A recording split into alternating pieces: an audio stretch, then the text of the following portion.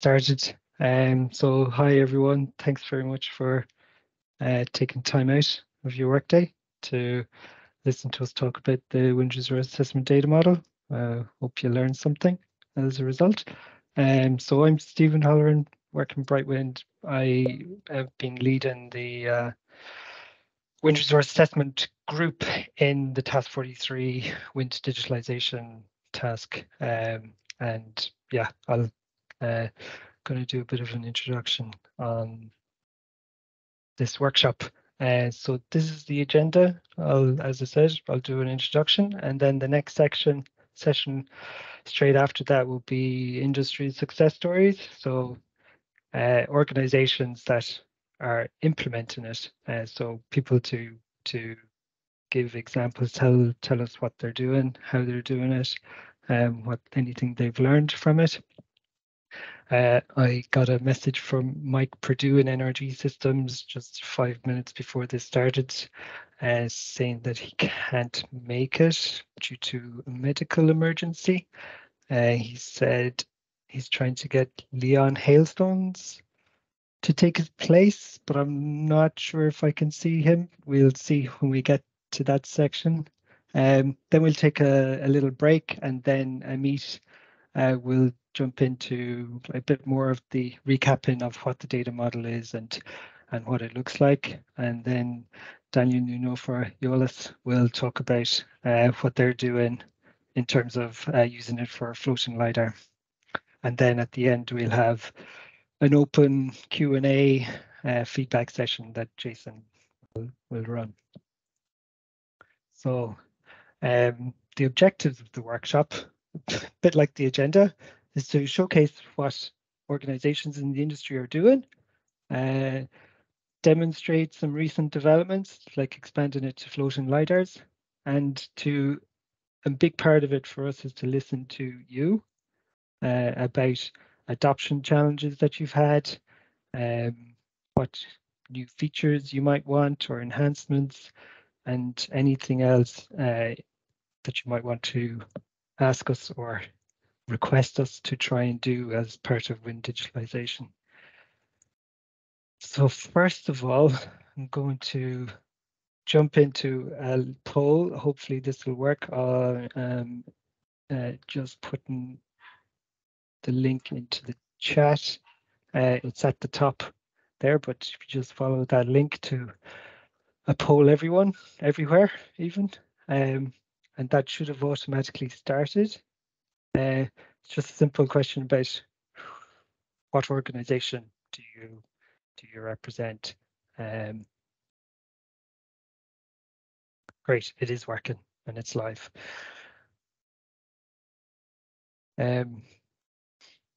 Yeah, this is good information for us to know who is actually here and who's interested in the data model, so we can learn and figure out who to ask questions of or ask for who might want some enhancements.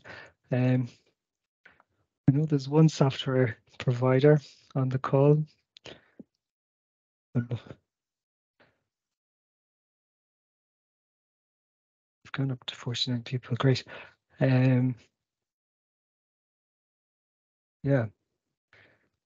So that's yeah, mostly developers and consultants, great, and a few mass lidar, SODAR, or floating lidar installers or OEMs. I suspect most of them are floating lidars and others. Yeah, great. The next slide is where in the world are you from?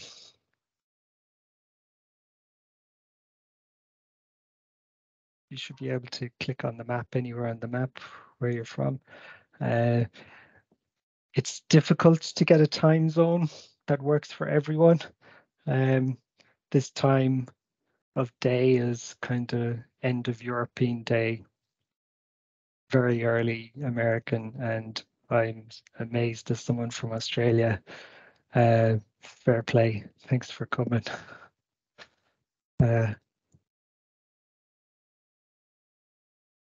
That's interesting. So mostly Europe, I suppose. It's it's an easier time zone. But we're recording it, so yeah, hopefully others will be able to get it. So I'll just give a brief outline of the wider Task 43. So Task 43 is wind digitalization, and it's much bigger than just wind resource. I keep going banging on about the wind resource part, but it covers every part of wind digitalization, and there's lots of O&M activities going on. And it's been going on for 3 to 4 years, and we're in the process of doing an extension proposal for another 3 years. And as part of that extension proposal, kind of restructuring the way we do things, and it's based on the survey results, which resulted in the paper Grand Challenges.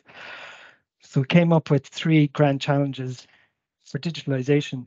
Everyone knows about data. The data is a grand challenge. It's a big thing. But there's 2 others that came out in the survey that was a bit of a surprise, and that's culture and co-opetition. So the idea of the extension is to delve into these 3 areas to learn more about them, more about the culture and co-opetition, and kind of come up with recommendations that will hopefully feed into some tools. And the idea is for these recommendations to feed into use case demonstrations. So groups will gather together based on a certain topic and work together to using the recommendations from the 3 grand challenges to kind of develop tools or standards. And the Wind Resource Assessment Data Model and the Digital Calibration Certificate, which is our group, is a perfect working example that we've been doing for the last 3 years on how to get organizations that are competitors with each other to join together to come up with a data standard, something that actually benefits the whole industry. So we're going to continue on doing this work as under this use case demonstration working group 4, and continue to do what we're doing already. And it's been working really well, and it's a bit of a blueprint to help inform the 3 grand challenges. That's just a brief outline on the extension proposal that we're working on at the moment. So getting back to the actual Task 43 data model, our group is Wind Resource Assessment Digitalization. So we came up with a mission statement. So our mission is to make the energy yield assessment process more efficient, transparent, and reproducible through digitization and automation. The basic foundation for digitization or automation is a standard data model.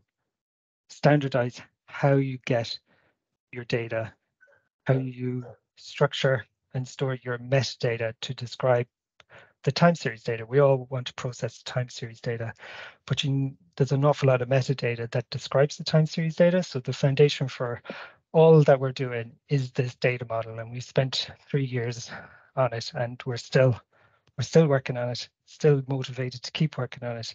But we're getting the foundation to now do the fun stuff, the automation, to help make the energy yield assessment process better for all of us. So there's been lots of contributors over the 3 years, and they're volunteers. We're all volunteering our time to contribute to this data standard and to this effort. And this is a lot of them, but not all. There are several others that have come in and out and helping us all with our work. So what have we done so far? So in January 21, we did the first release of the data model, and then a year later in January 2022, we did an actual version 1 release, but included in that was the digital calibration certificate. That's if it is you get your calibration certificate for an anemometer as a PDF form, but now several calibration facilities actually provide the digital calibration certificate. So if you're getting anemometers calibrated, ask your calibration facility provider to include the digital calibration certificate as part of it, and hopefully make your life easier with taking out the slope and offset and putting them into your software. Since then, we've been doing enhancements and bug fixes and things like that. And the most recent release this January was mostly including floating lidars. So floating lidars for wind, but also for wave and tidal and current information as well, and salinity and other things. No break-in changes. It all kind of slotted into the structure that we have. It was mostly expanding the measurement types and units. And all of this is on GitHub at that link. Jason, maybe you can fire in the link to that in the chat. Thanks. So the plan going forward, roughly, depending on feedback from this workshop, is to continue the development of the data model, like fix edge case scenarios and any bugs that people might bring to us, add enhancements, new features as part of it, and maybe to expand it to incorporate other data sets. We plan to continue dissemination, and just like this workshop, but maybe some tutorials or some other things as well in the future. And develop a long-term management plan. So we're doing a task extension, but that's just going to last 3 years. And this data model standard, we believe, needs to live much, much longer than that. So we'll have to start thinking about where that might live in the future. These are just some of the organizations that are adopting the data model that we know of. Because it's an open source project, we have no idea. It's very difficult to track who has visited the GitHub repository. Everyone can use it. It's completely open and free. These are the ones that we know of. If your organization is adopting it and you're not there, please let us know. It's great motivation for us to keep working on it. The more organizations that we know are using it and using it in real world scenarios. So please let us know that you're adopting it. And that's pretty much the introduction. We'll jump onto the industry success stories. But I doubt Mike is on, but he said Leon Hailstones might be able to come on board, or someone else from NRG. Is anyone from NRG here? We're gonna have to skip over. So that's unfortunate. It's a bit of a medical emergency for Mike this morning. So we'll have to skip over Tom Lambert. I saw you were here earlier. There you go. Yes. Brilliant. Hello, I am here. Thanks, Stephen. Tom, great. Thanks for coming. Yeah, do you have slides? Do you want to share your screen? Yeah, if that's okay, I'll share my screen for just a quick demonstration. Tom Lambert's my name. I'm with UL Solutions. I work on Windographer, the Windographer wind resource assessment software. So yeah, I consider myself a software developer. I was just slow on the poll there. So Windographer is like a general purpose time series analysis software, but it's really tailored to looking at met towers and lidars and such. I'm sharing my screen now. Is it coming through? Yes, I see Windographer. All right, so this is an example of a workbook that contains lots of met towers. And what we've done is we applaud the standardization efforts that you guys have done in the Task 43 group. We are incorporating them into Windographer so that a person can export the metadata about your met towers and import it as well. And this is a nice step forward for us. Standardization has been long lacking in the industry, and many of the data formats, Windographer is meant to import all kinds of data formats and remote sensing devices and met towers and all the rest. And the metadata is often lacking or unclear and certainly unstandardized. So we like the idea of a standardized and exhaustive metadata protocol syntax. So we are allowing that to be exported from, there's the export window, there's lots of export formats, but this is a new one, the IEA Task 43. If there's a better name for that tab, by the way, I'm happy to make that change. But this is just a very simple, preview of the JSON file, and you can export that. And the way you can use it is the simplest way is just to drag it on. So I'll do that in a moment. And so I've just set up a simple example here that's kind of an idealized one where the data sets at the moment are completely lacking metadata. The data sets don't have names or types, and all the data columns are just column 1, 2, 3. There's no metadata that will bring to life this data set and say that, well, these ones contain direction and these data columns contain speed and relative humidity and the rest. So the JSON file brings that information. So I've just dragged it onto this data set, and it chews for just a moment as it absorbs that. And then now it's able to bring this data, these data sets to life. Now that it recognizes that, oh, that's a Met tower, and those first columns contain speed and speed standard deviation. The others contain direction, etc. So all that comes in that single file. It's a very nice encapsulated process for us. And what we are bringing in from that file include all of that data, that metadata that I just mentioned, like what each of these data sets are, whether it's a SODAR or a Met tower or something else, what all of the data column properties are, and also the calibration constants, so that if I look in the calibration window, I see some non-trivial scale and offsets that I didn't look at that before, but they were all ones and zeros before. So that's the information that we've brought in, that nice metadata. So that's my whole presentation. It's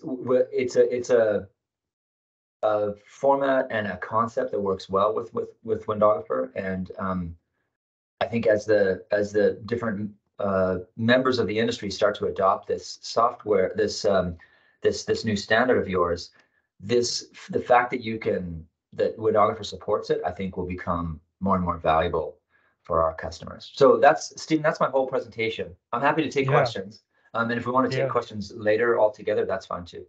Oh no, we can jump in with questions now while we're looking at it. It's brilliant. Excellent. Thanks very much for incorporating it.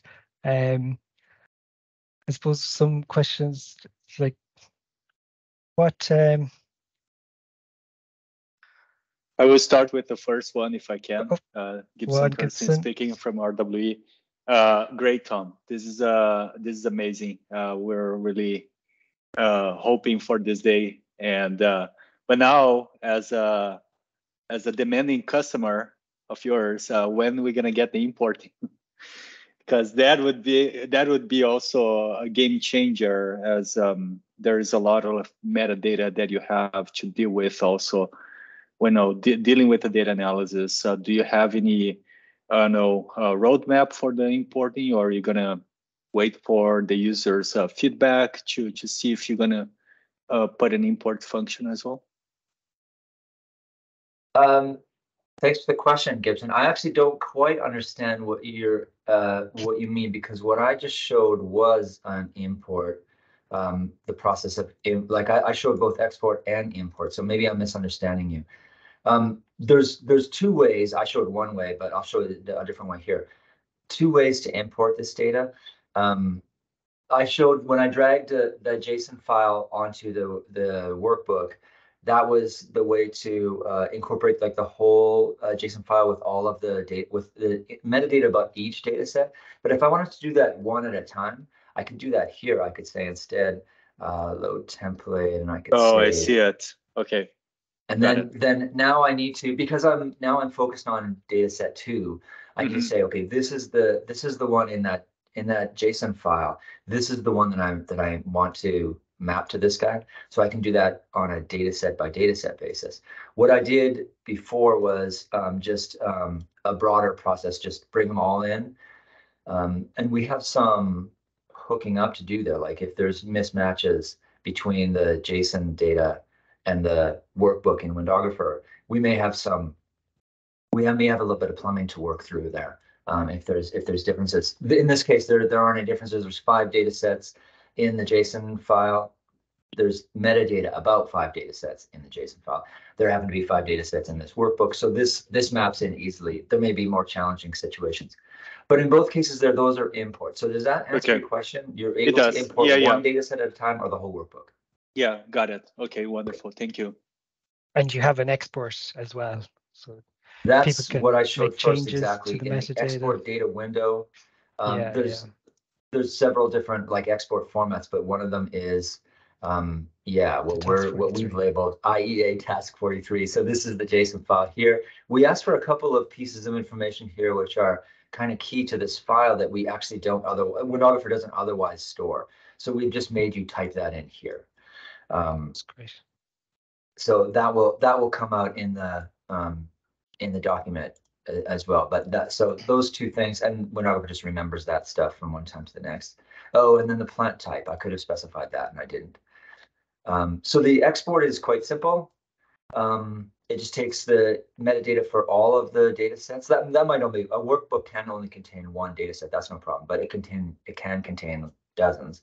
So it'll take all the data sets, export all of their metadata into that one file, and then you're able to use it inside or outside of Windographer. Does the export contain the data, or does the data actually sit separately? Yeah, that's a good question. If you mean the time series data, it does not contain time series data. In fact, we made that point in a not terribly prominent message right here. We say, look, this is a format that contains metadata. It doesn't contain the time series data. So it's not a multiple megabyte file. It's just this text file. That's the whole thing. Mm-hmm. So it's just that JSON metadata file. Did I answer your question? Yeah, you did. And then I suppose as a follow-up question that's maybe just for the wider group is how do we envisage the JSON and the time series data being moved around with each other? If that makes That's a sense. really good question that we haven't really explored very much. But that is the case right now, is that they'd be two separate files. They're two separate files, yes. Right. I mean, at the moment, we would expect the raw data would probably come in a separate file for each data set. It's actually possible to have a single, Windographer can read a single text file and recognize, oh, there's multiple time series here. There's multiple data sets. That's rare though. Typically you'll have one data file, maybe it's a text file, a CSV, it could be some binary format as well, an RWD file, RLD or something. But a data set in a single, the time series data and some metadata probably in a single file, let's say text file. And then the JSON could be a separate file. That's probably the situation right now. But that is the situation, yes, right now. There's two different ways you can marry the metadata with the time series file. You can assemble your time series file and have the column headings matching the measurement point names, or you can keep the raw column names of your raw data file as well. And then in the logger measurement configs in the data model, there's the list of column names that map to each measurement point. So then you can assemble all your raw data files into a single time series data file. There is an issue on the GitHub repository. The question has been asked by Andy Clifton. How can we incorporate the time series data file into the JSON file? It absolutely can be done.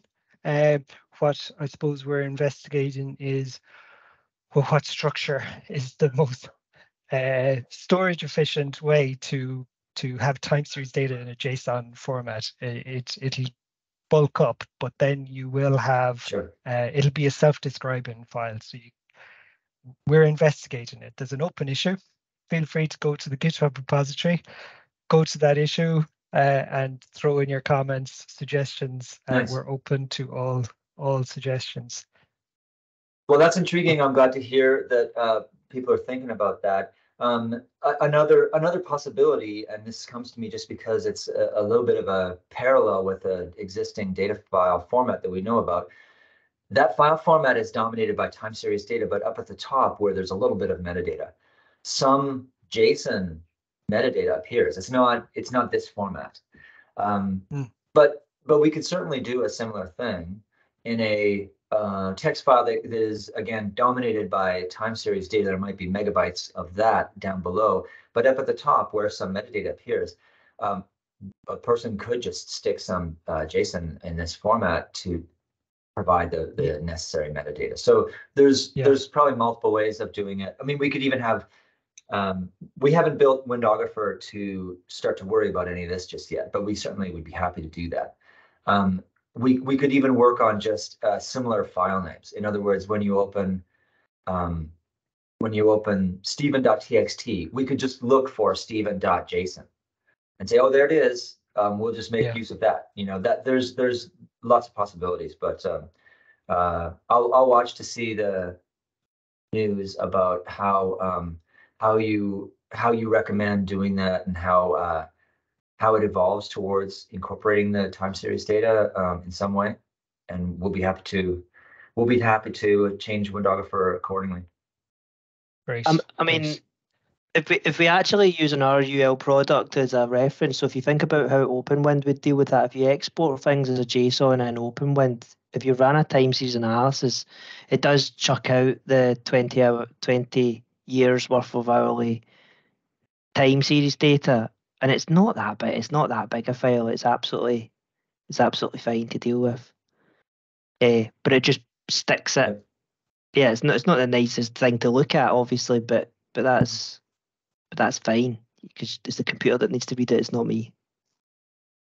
Yeah.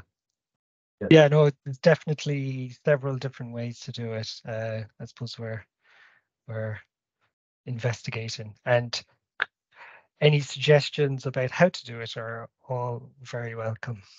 I'll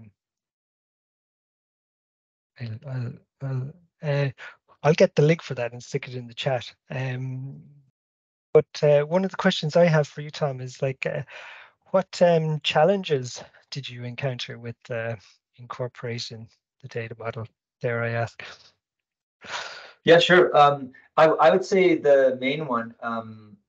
So it was a fairly smooth implementation for us. So we didn't have huge roadblocks, but I would say the biggest challenge was just working through the slight mismatch in between what you guys have defined in your standard and what Windographer stores.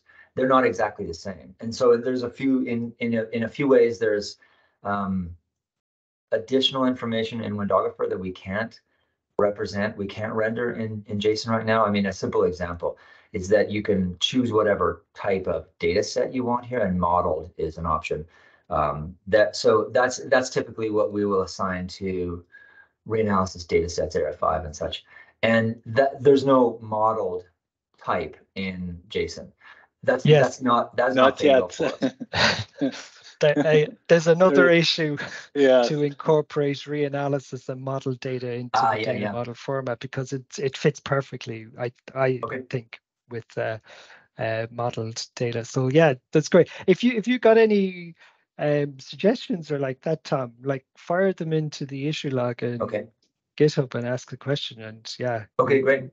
We do work. I mentioned that only as a simple example of the kind of thing where the standard is basically not flexible enough to just map across directly. It's not difficult to deal with, but there's a lot of the opposite direction as well. So your standard actually incorporates a whole lot of information that Windographer currently doesn't and may never. I don't know, but the logger ID and the OEM of the instrument, etc.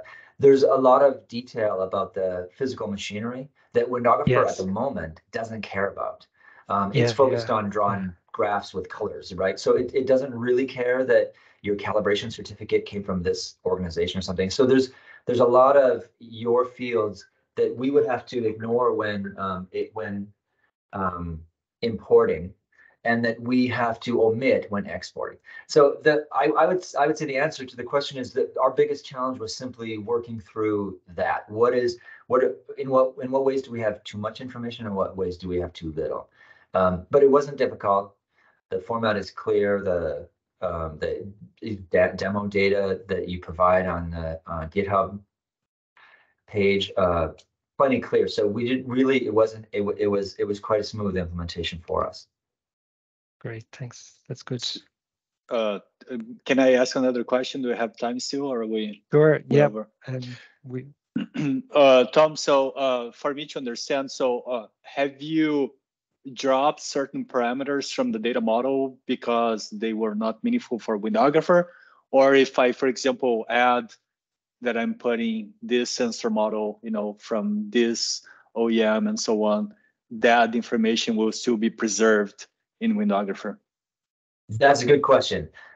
And the answer is the one that you don't want to hear, which is if they're not preserved. So when Windographer is reading the JSON file and it sees information in there that it doesn't have a place to store, we haven't yet expanded Windographer's metadata storage. So we haven't added a place for the instrument manufacturer, to take an example. So when we're reading that JSON file, we're going to say, oh, it says instrument manufacturer. We don't have a place to put that. Throw it out. We're not going to store it. So you're going to lose that information as you import it. But that's a good point, that over time, like that actually does, of course, trigger a response in us, and it makes us think, yeah, we maybe should store that. So I think over time, Windographer will actually we will mold the metadata contents within Windographer to better fit the JSON syntax that you've come up with. Maybe it's true that we can suggest things like, model data set type or something. Maybe there's some small ways in which Windographer might influence the syntax, but I think more likely the bulk of the the impact on each other would probably be going the other direction, where Windographer is starting to expand what it's storing because that metadata is in the JSON file and not yet represented anywhere in Windographer. Yeah, I think that my feedback, as I've been involved in the model since the beginning, is that as we are developing, we're always asking the question to ourselves: does this piece of metadata have an impact in the time series? That's always the question that we ask ourselves during the process. So it may not look that the sensor OEM will have like an impact, but in reality it does, because, for example, you may want to apply a specific turbulence model for that given lidar or to that given anemometer, right? So if I'm the user of the data model and I'm coding something, like I want to make sure that I have that information so I can apply that information properly to my time series data. So, just a feedback in terms of like how we've been structuring the model, that we think about applications on the time series always. So if it's there, it's because we'll impact the time series. That's a good point. Okay, I appreciate that. And it's actually very helpful for us to, when we're trying to decide what's the next thing that we should add, it's very helpful for us to have this resource where you guys have thought through it as carefully as you have. That's one of the reasons why I think that your standardized model will certainly guide our expansion of Windographer over time. So, I totally agree.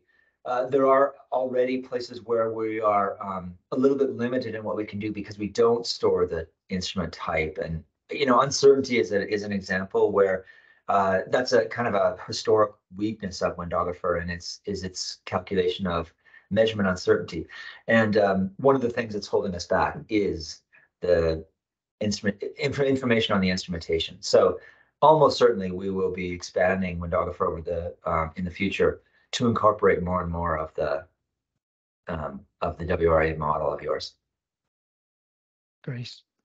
You know what? I better not forget to say that what I've shown, especially the drag and drop capability, is not quite available in the public version of Windographer. This is a beta version. It'll be like released in a week or something. But if you were to rush out right now and try that in Windographer, the public version actually won't do the drag and drop thing. But rest assured, it's coming soon. Brilliant. Thanks, Tom. There's one last question from Guillermo. Sure. Do you want to unmute? This is Guillermo Tornero from Ocean Winds. First of all, Tom, just wanted to echo the thanks for implementing this feature. I think it's going to be absolutely brilliant. Not only just for convenience, but some of the conversations we've had with our data suppliers, they've been a little bit hesitant to embrace the data model because of how cumbersome sometimes it could seem to create the JSON, but it feels like you may have implemented a really easy way to create those JSON formats for the data suppliers. So I think it's going to be great. And then, hey, terrific. We're happy to contribute in that way. Yeah. Secondly, I just wanted to ask a question. If we've got this data model implemented in an SQL database, could you read in that metadata from SQL rather than a locally stored JSON file? Yeah, that's a good question. The answer is yes, we could. I don't have right now a connection to a database, but Windographer Enterprise Edition is capable of importing and exporting from and to SQL databases.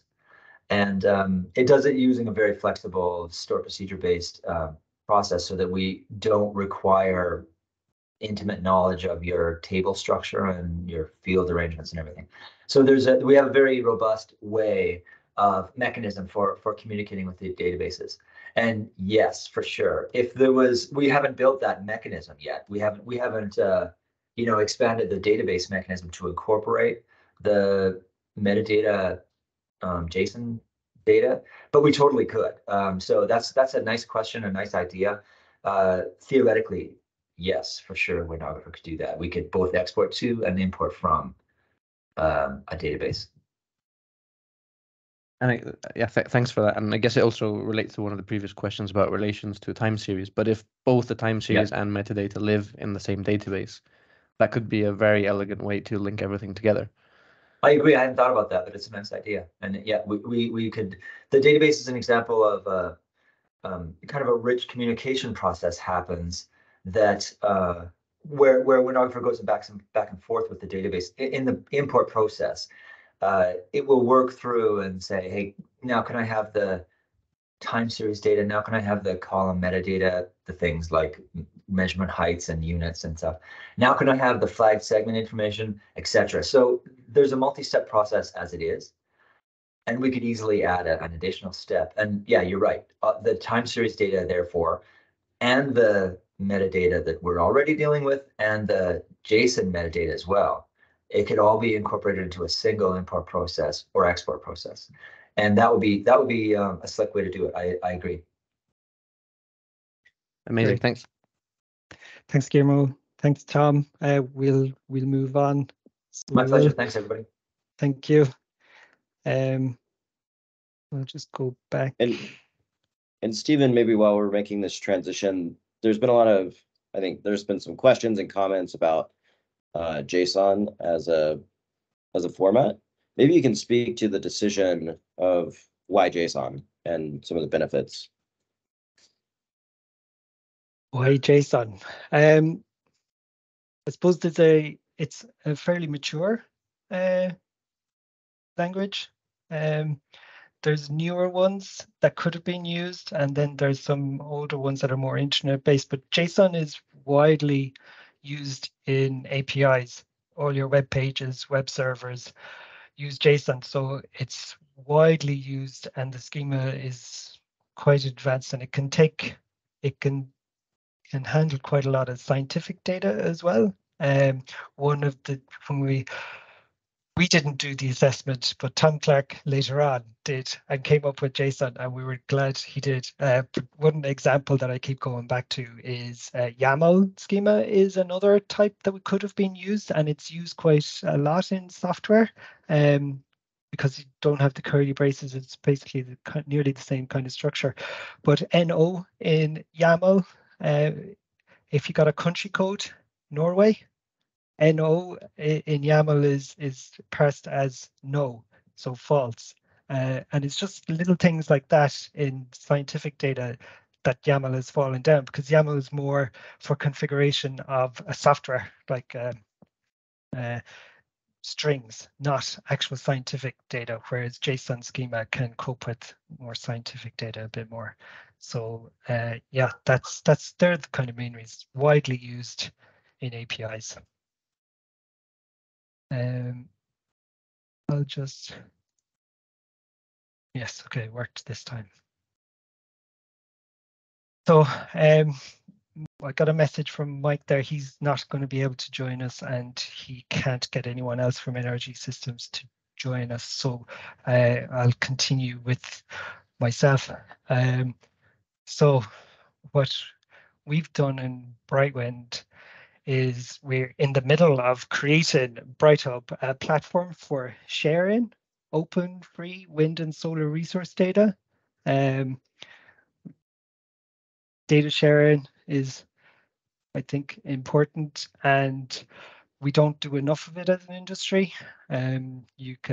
Lots of research institutes could benefit with shared data, for instance, validating wind maps as an example, but lots of other things as well. So we're building a platform for sharing open wind and solar resource data. And the foundation of it is the Task43 data model. So you can see the URL up there, it's brighthub.io. So it contains free and open access data. Not very much at the moment. We're still building it, but we hope lots of nation-sponsored measurement campaigns, specifically offshore, around the world could put their data on into this platform.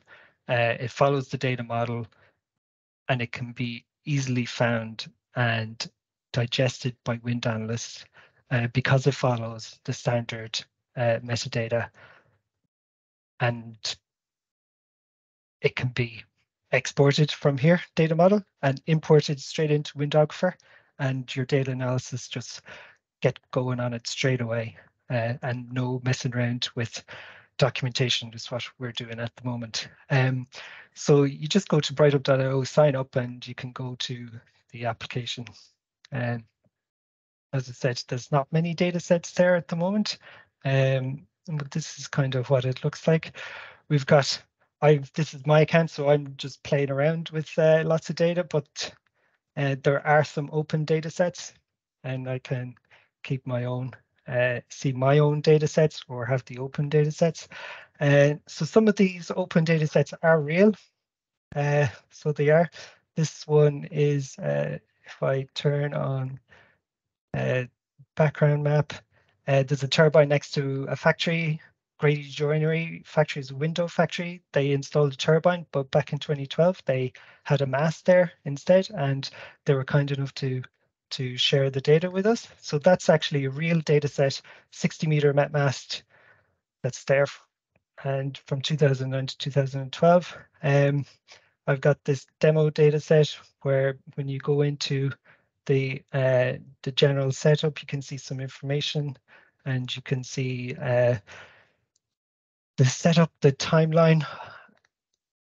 You can see the measurements. So we're measuring an 80-meter wind speed, 280-meter wind speeds, 260-meter wind speeds, for some wind direction, temperature, and pressure. And this timeline bar shows configuration change. So in this point, 4th of January 2017, the logger slope and offset changed. This is all contained in the metadata in the wind resource assessment data model. I can see that configuration change here as well. If I just show more than 5, you can see that the speed 40 meters south, its slope and offset was changed from this to this in the logger. So it was the logger configuration change. We are currently, if I zoom out, we are currently working on the IMUDN fixed lidar data set to try and get it in here. This is the data set that is being used in anger by wind analysts right now because there's a Dutch offshore tender. This is a fixed lidar that's part of that. It's not open yet. There's a lot of documentation and a lot of somewhat incomplete documentation. So we're still trying to get our heads around it and validate it. But there's basically 148 measurements that can range speeds from 315, wind directions. There's quite a lot of information. There's relatively no configuration changes. And if we can see the presets, let's look at the wind direction. We can see that there's 21 wind direction measurements, and they give you the raw data, and then they give you an adjusted data because the lidar is at a 46-degree orientation offset. So that's what makes so many wind directions. All this information is here, and what you can do is download the data model. The time series is there as well, but you download the data model, it comes down to your computer as the .json file, and then as Tom just said, you can import it and the time series straight into Windographer and start doing analysis straight away. And all the messing with the documentation and figure out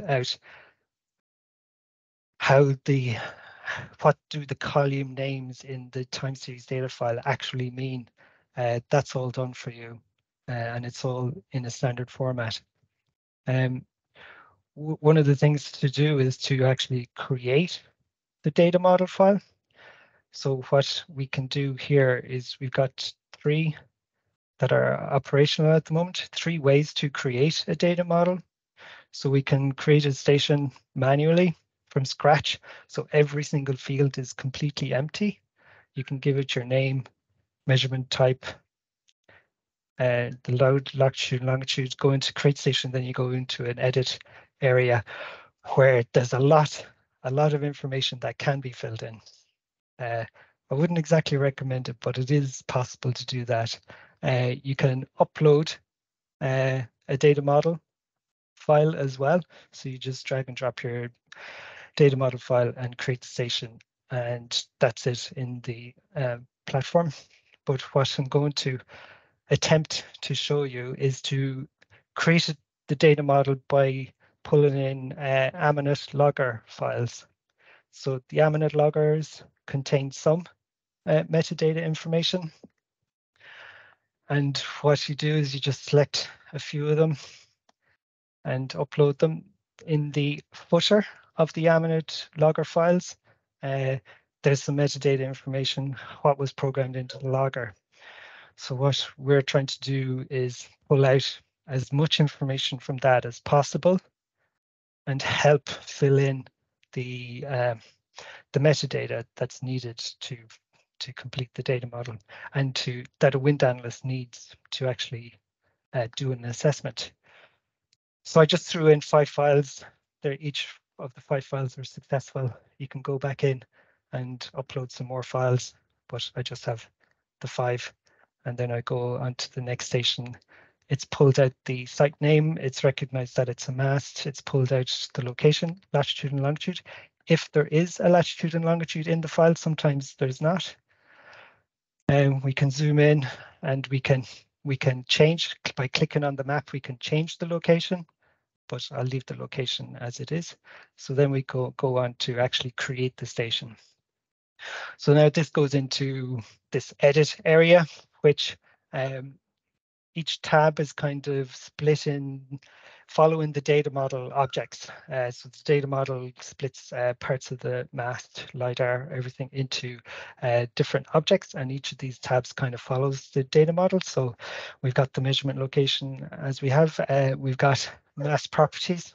So I can just add a mast property, which I'll just say it's a pole, but you can say that it's a lattice structure, and then there's a whole other area to say whether it's the face width, the leg diameter, all that, but I won't have time to go through all that.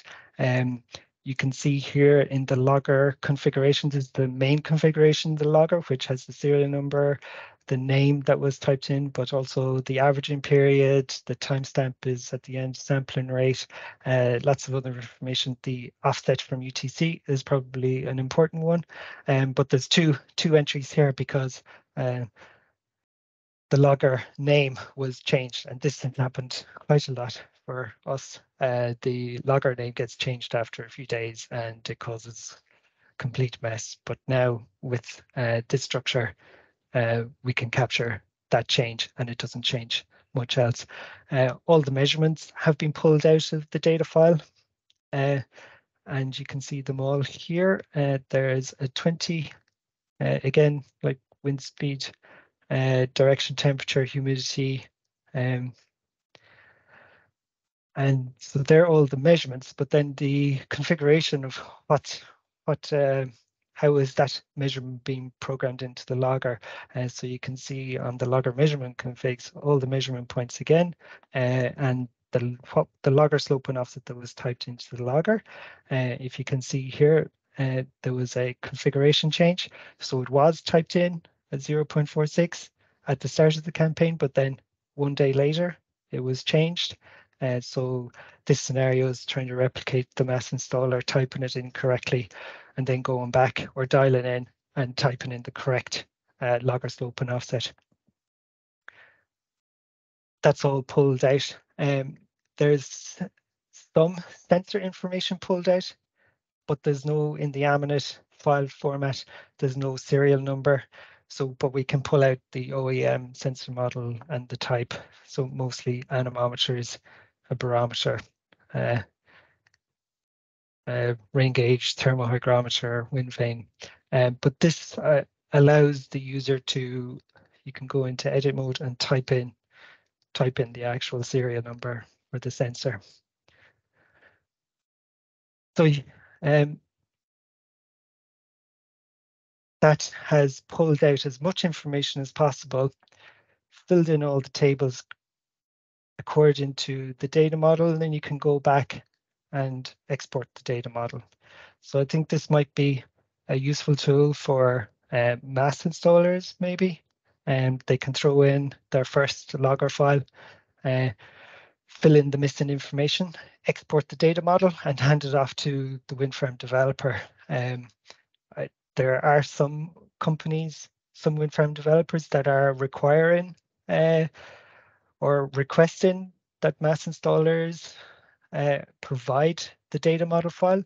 So I think this tool, as it stands at the moment, is a nice stepping stone to encourage and help mass installers to adopt the data model. And what we're hoping to do is to get a lot more open data sets into this platform. So all wind analysts around the world, researchers as well, can get access to the data very quickly and start working with it very quickly without having to delve into all the documentation. And I just highlight that this is the site I loaded in and its location. Yep, that's my presentation. Open to questions.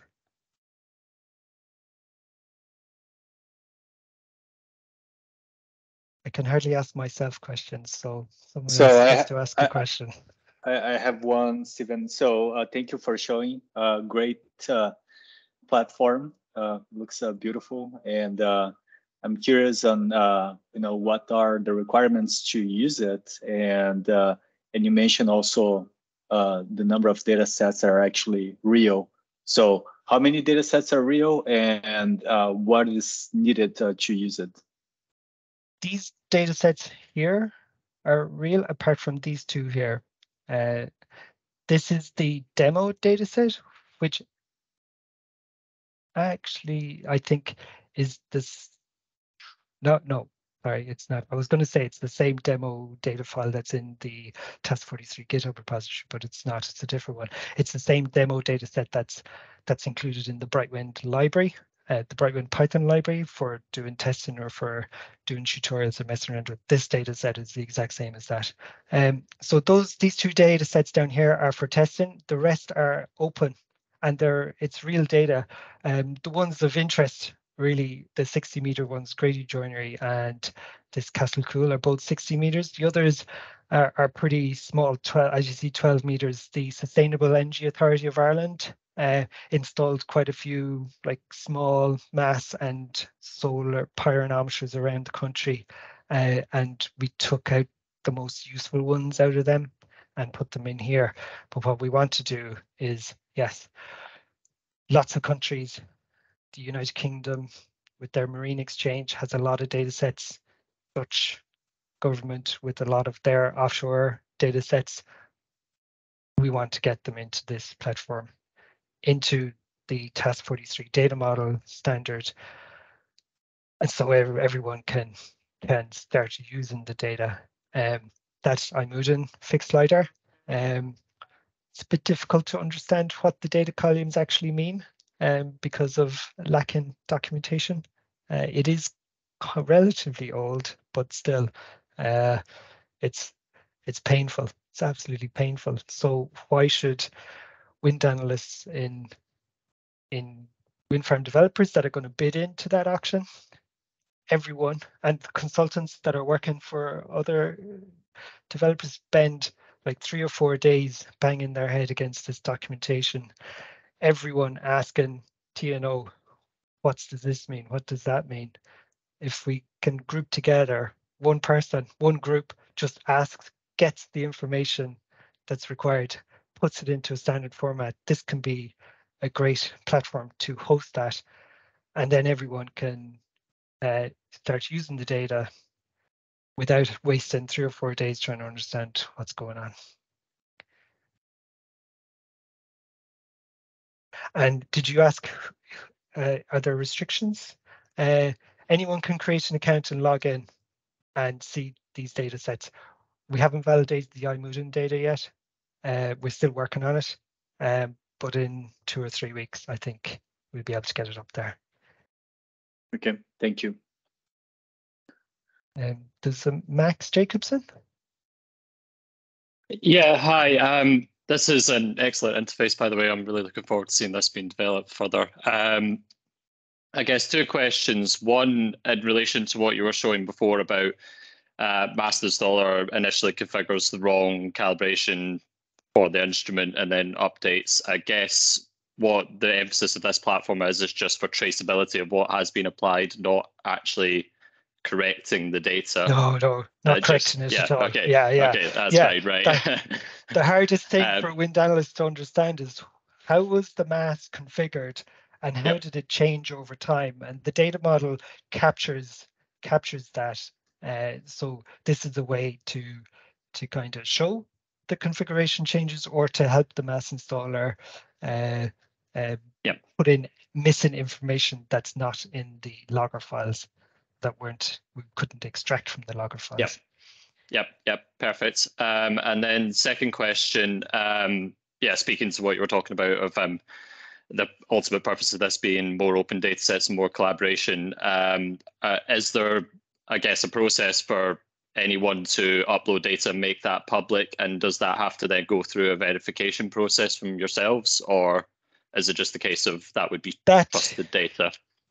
That is still being discussed internally. Right. There is a settings page where the person who created it can delete it.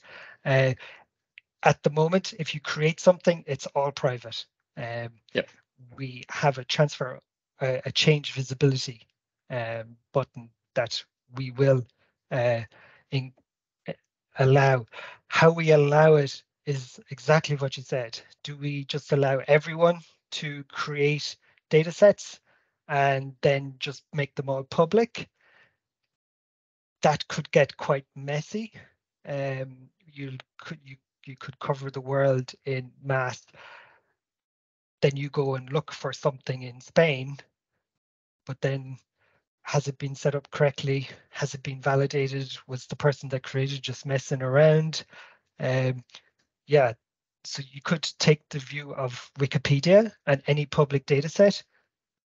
Anyone can edit it, but have traceability. So then as an industry, we could curate the data sets ourselves and make them more validated, or you just get a certain organization to validate it, put on a rubber stamp, and then make it public then. I'm not sure. Open to suggestions. Yeah, well, so I mean, the Wikipedia idea sounds interesting. I guess the concern would be there. Obviously, the purpose of this ultimately is so that we don't have to go through all the painful documentation. Yes, But would yes. it make sense in that case to have the documentation available along with the mast or the rocker? Yeah. So like as I said, we're still building this, but there'll be other tabs, file manager tabs. So all the PDF documentation, photographs, installation reports, and everything will be there available as well. So you're not relying on it. If we are the ones to put the rubbers, double check everything as well. So we'll have all the documentation there as well. Yeah. Okay, thanks very much, Stephen. Yep. Cheers. Thanks, Max. Was there someone else had their hand up? Well, we'll stop there. So, and Gibson, do you want to take control? Sure. Thank you, Stephen. So let me share my screen.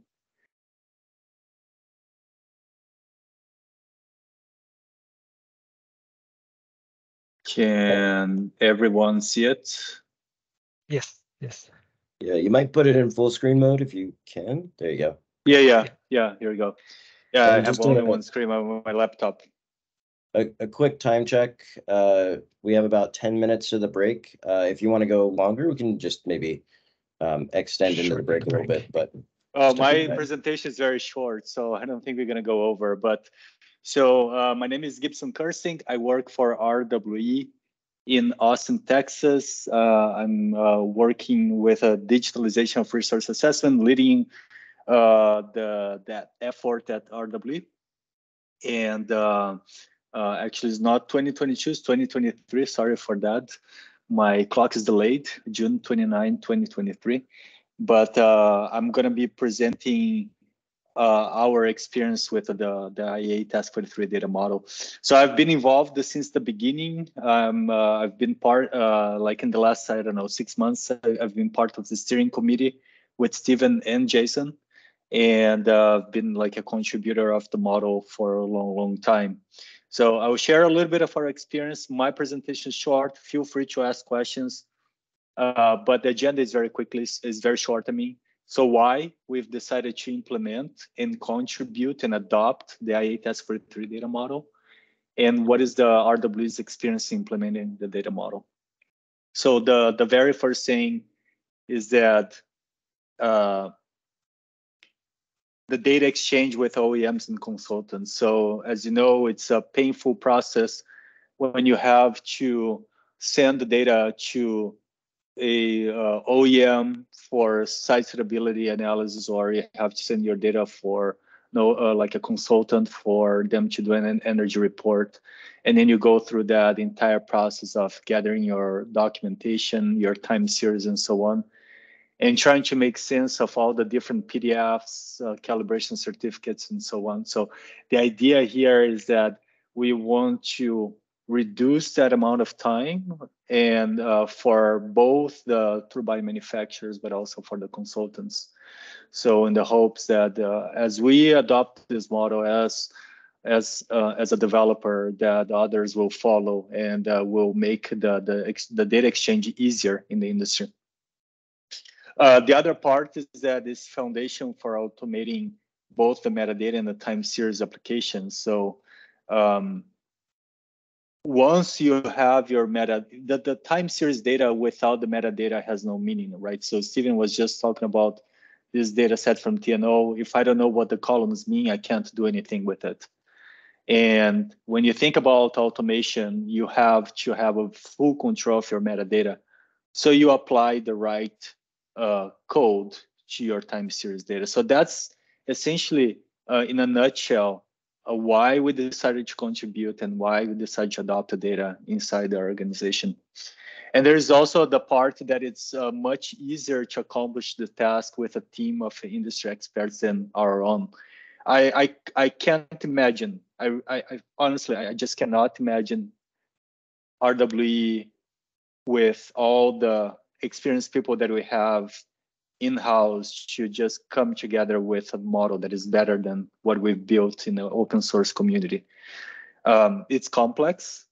Every time that you sit with people that have been working for 15, 20 years in the industry, and their brains get together and all the different perspectives, things that you have not thought about. So for me, this is a crucial piece. I would never try to do that, just inside the organization. I think that that's a perfect example on how competition really, helps everyone. And I'm very happy that from the beginning until today, as we open new cases and so on, we still contribute and we still work together, trying to improve the data model. As far as our experience in implementing, so we started with lidars because starting with lidars was simpler than MatMass. And why?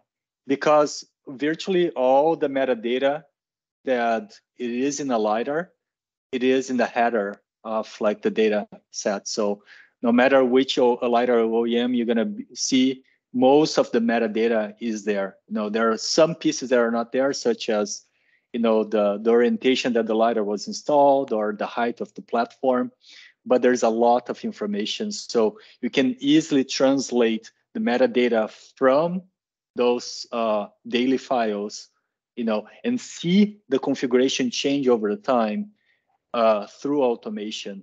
It's much easier to do that than a MatMass that someone changes the upstand, but that change of upstand is in a PDF document, right? So it's much simpler. It's easy to code, to perform simple time series tests that can be easily implemented. So if I can read the time zone UTC in my, in my metadata file, I can use like an API to put my data in local time. So you can easily start building very simple applications that have a big impact in terms of efficiency if you look at that metadata and if you transform that in task 43. In terms of MatMass, the digital calibration certificates developed at the IEA task 43 can be easily integrated with the data model framework. So because we're capturing, for example, the serial number of an anemometer, and that information is also in the digital calibration certificate that was developed also with IEA task 43, I can dump all my JSON files, all my calibration certificates in a folder, for example, and I can easily match with the sensors that are with the metadata from the data model, and I can easily calibrate the data with that. So many small features that you can build, that can improve some of those repetitive tasks that otherwise you'd be typing manually. You can do, when you use that, the task 43 data model. It's modular as well. So if I can, if I want to build an application that is like focused on, maybe I want to do an IC check, I can do just that small IC check. So it's very nice because of that, also for the MatMass. And finally, in our experience now with floating lidars is that, so we were not yet in the position of like implementing it, but we have standardized our contracts to have the OEMs to provide data in task 43 format. So we are essentially requiring the OEMs or floating lidars that, okay, if you want to work with us, you have to provide this moving forward. So that's now part of our contracts. And then finally, the experience in implementing, features in the data model. For me, basic implementation of the data model, so actually putting together the data model and making it work for your advantage is not very hard.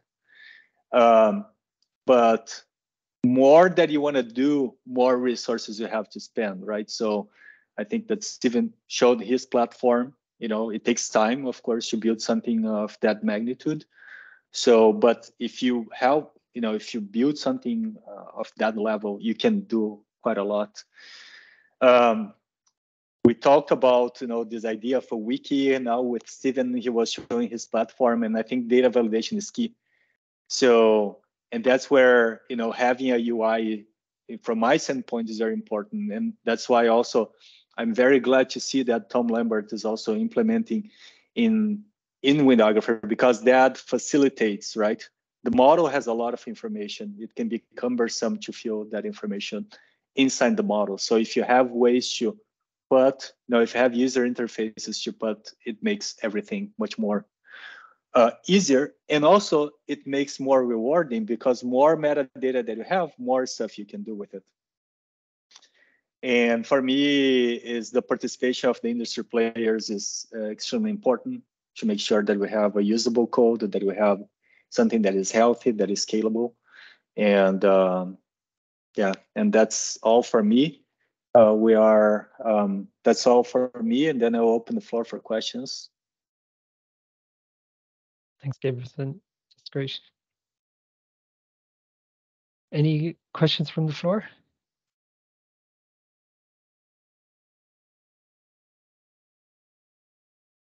David? Gibson, I've got a question for you, and feel free to rebuff if it's not appropriate, but just order of magnitude, how much efficiency are you getting out of, obviously it's taking a lot of time and initial investment to adopt this data model, but what are the dividends that you're seeing on the back end? Like 50% efficiency improvements, or how would you describe it? Well, of course, like our implementation is not done, right? So we've implemented for lidars right now. I'd say that, in any sort of, like, when you automate something, I think that you gain an order of magnitude. That's kind of like my simple answer. So think of whatever process that you can do, you reduce by an order of magnitude. Okay, that sounds like a lot. David, do you want to jump in with a question? Yeah, it wasn't actually so much as a question as more of a finger weight behind a lot of the things that Gibson just said. So we at BP were supposed to be giving a presentation about HART today, and about HART, the wall of our legal team. But I think in terms of the weight that we as developers can add, we equally are starting to bring in a scoring for whether or not the floating lidars are in task 43 data model or can be within task 43 data model. We're not maybe being as strong as you in making sure that happens, but if we go out for a tender, we are scoring that accordingly. And I think that's what that is the advantage that we as developers can make. RWE, BP, and I'm sure there's others on here that it would be interesting to see if they would be willing to do that, because that will drive uptake, I believe. Yeah, yes, absolutely will. If wind farm developers start requiring it from mass installers, logger manufacturers, floating lidar manufacturers, then that will spur adoption for sure. And I think Tom is showing, I think we have, and there's a meet as well. There's slowly but surely there's some software coming out that is going to help facilitate that. So thanks, David, for echoing what Gibson was saying too. I have a question for Gibson. What story did you tell the decision makers? How did you convince senior management that this would be a good thing?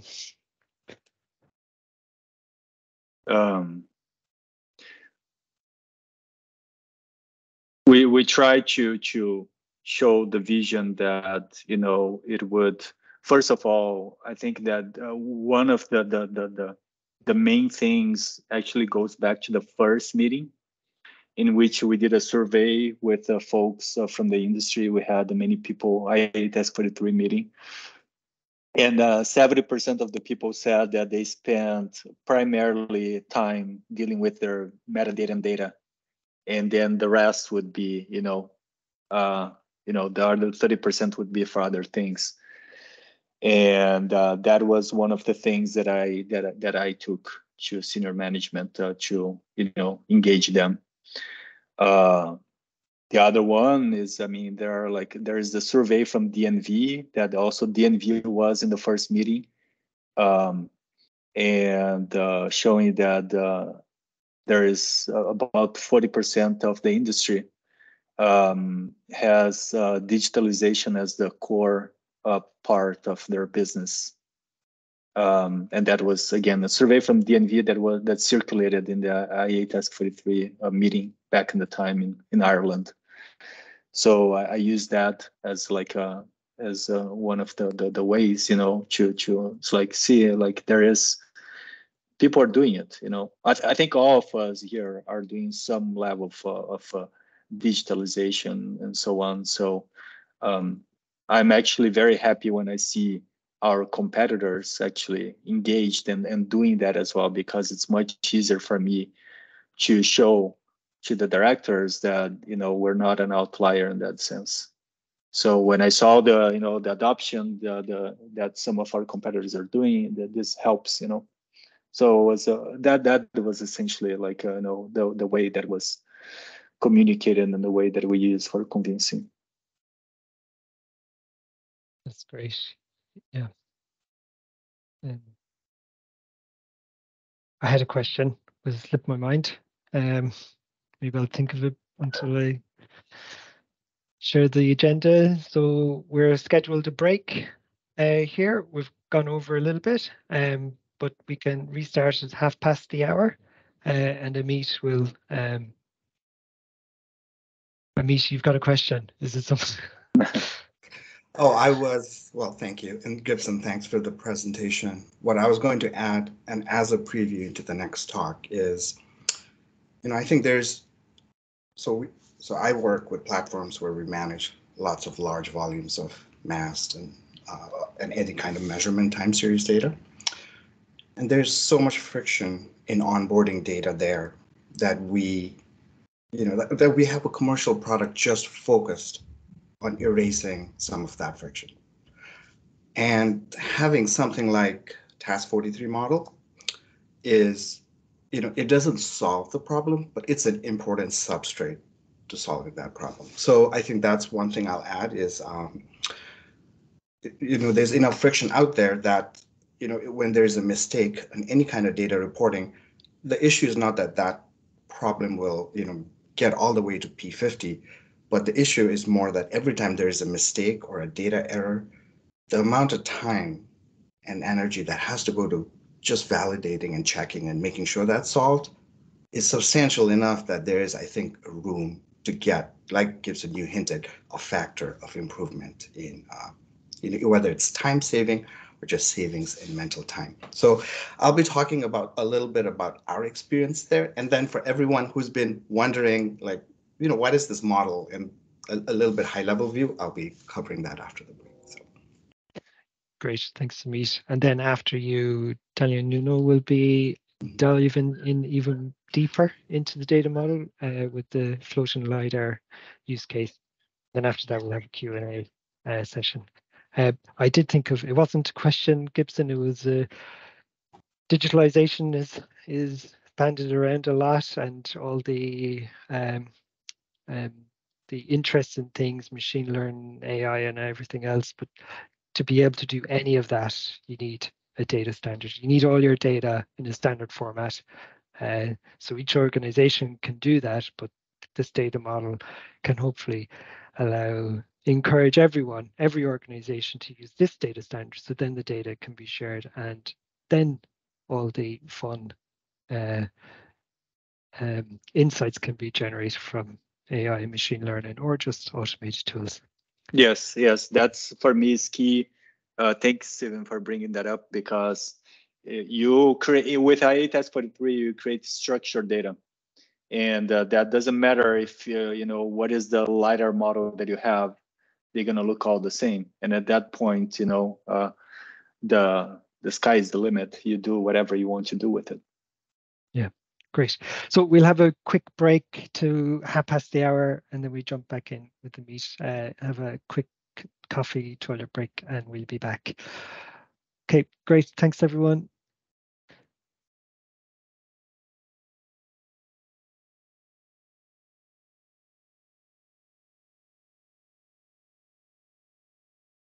Jason, do you want to pause the recording for the break? And we'll remember to turn it back on again.